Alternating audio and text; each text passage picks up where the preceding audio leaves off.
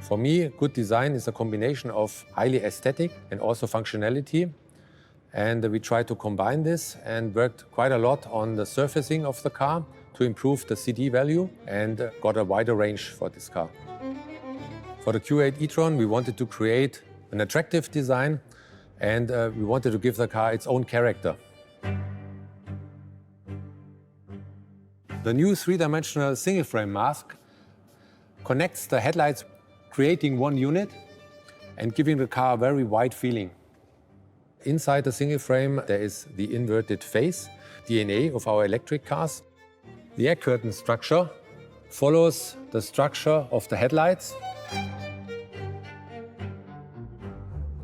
With the new Q8 e-tron, the customer can play with the colors. So the single frame can be ordered in different colors, and in this case, in a black package. But there's also a possibility, like on the S model, to order the car in an aluminum color and make it brighter.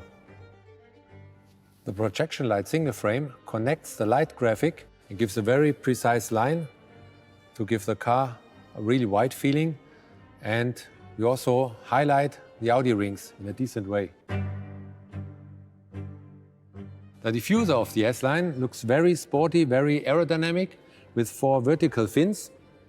On top of that, a blade. There's a very dynamic U-shape with the e-tron logo. And on top of that, a structure that follows the structure of the rocker area and also of the front end.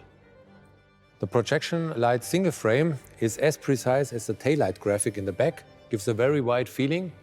And this precision is the same like in the Audi rings, but also in the new CI.